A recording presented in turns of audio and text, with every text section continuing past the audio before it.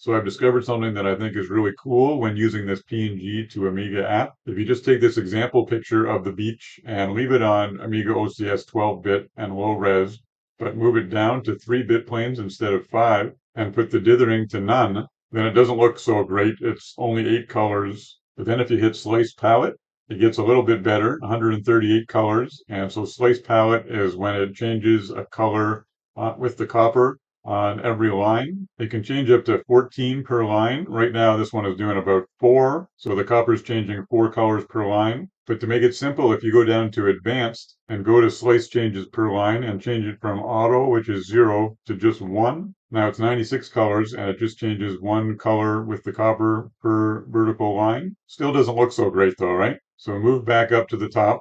And remember that OCS 3-bit planes is just half of dual playfield. So dual playfield splits the bit planes 3 and 3, 3 for the front and 3 for the back. So if you go here where it says dual playfield and you click that, then it will act like this picture is just the foreground or the background of the dual playfield. So it just changes the upper color registers. But then this next line, strips, is where the magic happens. It allows you to do midline swaps. So look at the quality of the picture right now, and when I click this, watch what happens. After it encodes, which just takes a minute, boom, look at that. 534 colors, and really, really beautiful. And that's just 3-bit planes, 8 colors. So how does it do it? Well, midline swaps is taking the copper, and every 16 pixels for the entire line down, it changes the color in the middle of the scan line. So it would change it 16 pixels in and then 16 again all the way across the screen. You can output this picture as an ADF, so I'll do that right here, and then we can look at it in the Engine 9000 debugger. So here it is. And you can see the colors. It's 534 colors. And if we go up to bit planes and take all of those off, then it's just bit plane 1, 3, and 5. So just 3 bit planes, 8 colors. So here's the palette visualizer. And remember, we just did the playfield 2, so it's the upper color registers. So it's just the half here.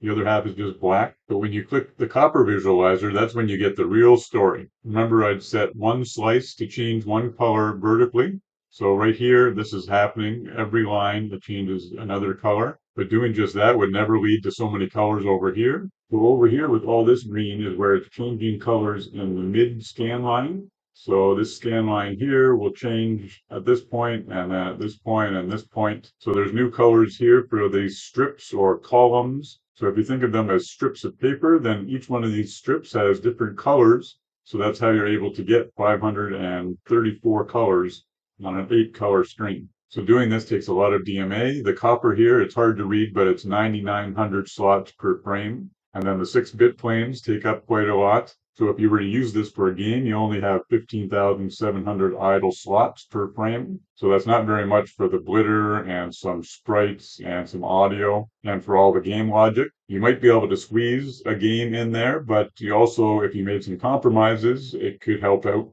At this point, PNG to Amiga, you're not able to change how many horizontal swaps it does. But if you can lessen that, then it would also lessen the DMA usage.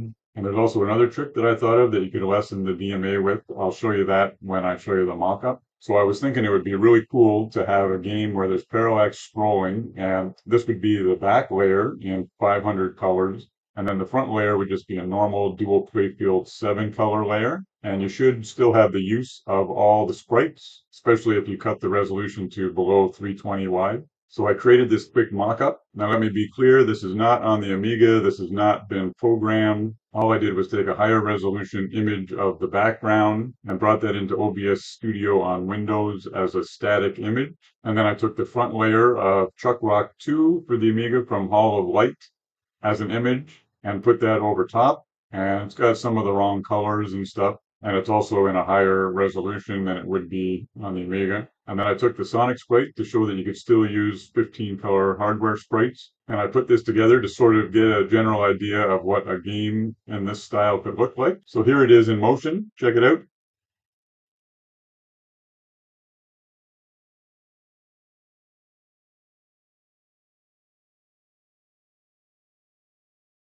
So I think something like this would be pretty amazing on an OCS Amiga. It would be theoretically possible in 1985. to have such a colorful background and then parallax scrolling over top of it. You can see some artifacts of the midline swap colors here, but I think it's more pronounced in the higher resolution. You can't notice it as much in the Amiga resolution. And as I was saying, you don't necessarily need over 500 colors in the background. You could lessen it to even 200 or 300, have less copper demand, and I'm sure it could still look good depending on the art.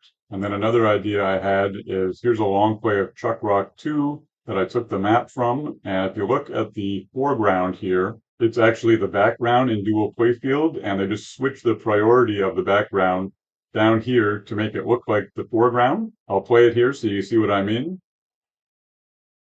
See how it scrolls, but it's actually the background here, and just switch to be the foreground. So I was thinking you could do something similar down here, for example. You take this 500 color background and switch the priority down here, and it would be the foreground, and that could lessen the load on the copper by a little bit, because instead of being 500 colors with all the copper changes, it could just be a normal 8-color foreground down here. That would also add to the parallax scrolling effect, and it would have the benefit of sort of masking that the background is just static. So I'd love for someone to try something like this on the Amiga. I will definitely give it a try if midline swaps and dual playfield come to Scorpion. I was talking to an assembly programmer, and he was saying that it would probably be possible to do vertical scrolling in the background. So you could have like a 500 color background that vertically scrolls and has parallax layer in the front. Imagine how good that would look for like a shmup. That would be mind blowing. And he even said that it might be possible to do horizontal scrolling with the background with dynamic copperless and some very, very complicated code, but that might not allow much more DMA for like a full-fledged game. Maybe just more of a demo to demonstrate it. But yeah, it's very exciting to me. I love new ideas and things that haven't been tried. There is a demo from 2021 called Shuffling Around the Christmas Tree that does the midline swaps, and it's very impressive. But there it actually does it in ham mode. So check that out if you're interested in this technique. So yeah, very exciting prospects and possibilities. So thanks so much for watching this video. Always appreciate it. Please like and subscribe and comment if you haven't. Till next time, take care.